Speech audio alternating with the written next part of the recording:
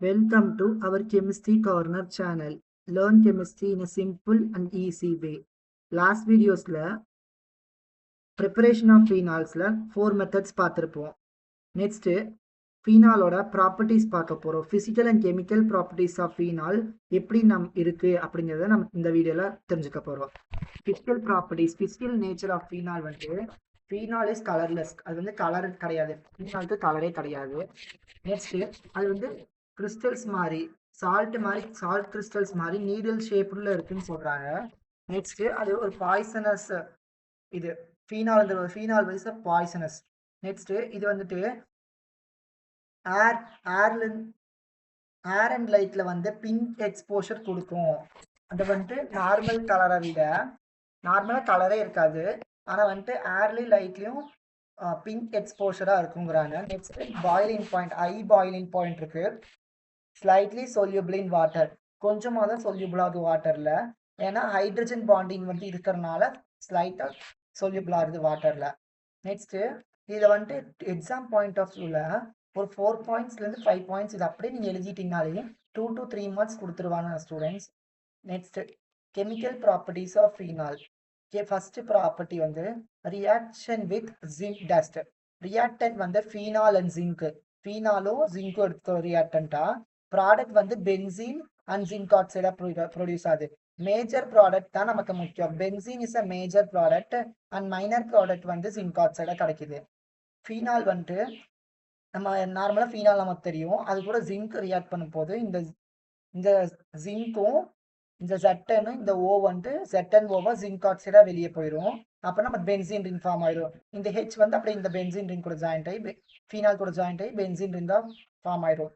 இது வந்து எப்படி நடக்கும்னா நார்மலா நடக்காது. நம்ம வந்துட்டு ஹீட் பண்ணும் போது இந்த ரியாக்ஷன் நடக்கும். Next reaction with ammonia. Reactant phenol and ammonia. Reagent anhydrous zinc chloride. Product aniline and water. Next அதே ரியாக்ஷன்ஸ் பார்த்துடலாம். ஃபீனாலு பிளஸ் அமோனியா தான் நான் இப்படி NH2 எழுதியிருக்கேன். புக்ல வந்து NH3 அப்படியே போட்டிருப்பாங்க. நம்ம இப்படி போட்டால் நம்ம சிம்பிளா டிஃப்ரென்ஷியேட் பண்ணி காமிச்சுக்கலாம் எது வெளியே போகுதுன்னு. ஆன்ஹைட்ரஸ் ஜிங்க் குளோரைடு கூட ரியாக்ட் பண்ணும் போது அனலின் ஃபார்ம் ஆகுது. இதுல இருக்க ஒரு OHும் இதுல இருக்க ஹெச்சும் வாட்டர் மாலிகுலா எலிமினேட் ஆயிரும். இது இவ்வளவுதான் simple reaction. This is reaction with ammonia. இது very very important. Next formation of esters. Esters எப்படி ஃபார்ம் ஆகுது அப்படிங்கிறத ஸ்காட்டன் பவுமன் ரியாக்ஷனும் கேட்கலாம், இல்ல ஏபிசி டைப் கொஸ்டின்ஸ்லயும் கேட்கலாம். ஏபிசி டைப் கொஸ்டின்ஸ் வந்து நான் அப்புறமா லேட்டர்லாம் உங்களுக்கு தனியாக செப்பரேட் வீடியோ போட்டு காமிக்கிறேன். ரியாக்டன் வந்து phenol acetyl chloride. Reagent NaOH pyridine. Product வந்து ஃபினைல் எத்தனோயேட்டு HCl. இதெல்லாம் வந்து 1 மார்க்ல கூட 1 மார்க் கொஸ்டின்ஸ்ல கூட கேட்கலாம். ரியேஜென்ட் பீரியடிங் யூஸ் பண்ணி NaOH யூஸ் பண்ணி இந்த ரியாக்ஷன் அண்டர்கோ பண்ணா வில்லியம்ஸானா இல்ல ஸ்காட்டன் பவுமனா அப்படின்னு கேட்டீங்கன்னா நீங்க ஆப்ஷன் எந்த ஸ்காட்டன் பவுமன் ஆப்ஷன் இருக்கோ அதை சூஸ் பண்ணி நீங்க ஆன்சர் பண்ற மாதிரி இருக்கும் 1 மார்க்ஸ்ல. இதுல பாருங்க ரியாக்ஷன்ஸ் பார்க்கலாம். C6H5OH, CH3COCl. அசிடில் குளோரைடு எடுத்துக்கிறோம். ஃபீனால்ல இருக்க ஒரு ஹெச்சும் அசிட்டில் குளோரைட்ல இருக்க ஒரு குளோரினும் சேர்ந்து நமக்கு ஹைட்ரோக்ளோரிக் ஆசிடா வெளியே போயிடும்.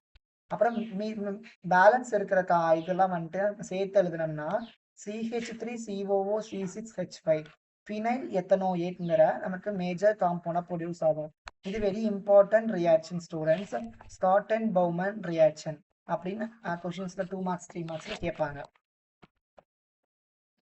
Next formation of ethers.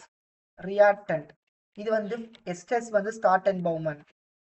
Ethers வந்து வில்லியம்சான் ஈத்தர் சிந்தசிஸ். கொஸ்டின்லயே இருக்கு பாருங்க, வில்லியம்சான் ஈத்தர் சிந்தசிஸ். ஈத்தர் சிந்தசிஸ் பண்ற ரியாக்ஷன் கேட்டாலும் இந்த எழுதணும். ரியாக்டன் வந்து phenol, reagent NaOH and CH3I. Water molecule வெளியே போகுது. Product anisole. வாங்க ரியாக்ஷன் பார்க்கலாம். ஃபீனால்ல இருக்க ஒரு ஹெச்சும் NaOHல இருக்க ஒரு OHும் வாட்டர் மாலிகுலா எலிமினேட் ஆகுது. அதுதான் நம்மளோட ரியேஜென்ட்டாவும் நம்ம எழுதிக்கிறோம். Next intermediate compound sodium phenoxide கிடைக்குது.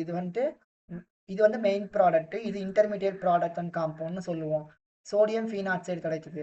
அதுல CH3I ரியாக்ட் பண்ணும்போது Naவும் ஐயும் சோடியம் அயோடைடு வெளியே போயிட்டு OCH3 ஃபங்க்ஷனல் குரூப் இருந்தா அது அனிசோல்னு சொல்லுவோம். பென்சீன் ரிங் கூட அனிசோல் ஃபார்ம் பண்ணியாச்சு நம்ம. இதுக்கெல்லாம் நீங்க தியரி எழுதிக்கணும். லாஸ்ட் வீடியோஸ்ல நான் சொல்லியிருப்பேன் preparation of phenols எப்படி தியரி எழுதணும்னு. Phenol is reacted with NaOH in and eliminating a water molecule to form a intermediate compound as sodium phenoxide. இந்த மாதிரி எழுதிக்கணும். Next, oxidation reaction. Reactant phenol, reagent K2Cr2O7.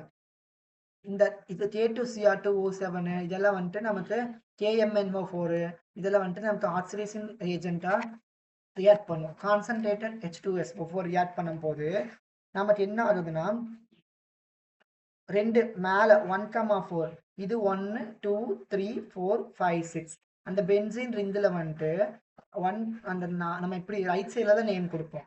அப்போ 1லையும் 4லையும் oxygen attach ஆகுது. ஆக்சிடேஷன்னா oxygen வந்து காம்பவுண்ட்ல வந்து present ஆகிறது தான் ஆக்சிடேஷன் ரியாக்ஷன்.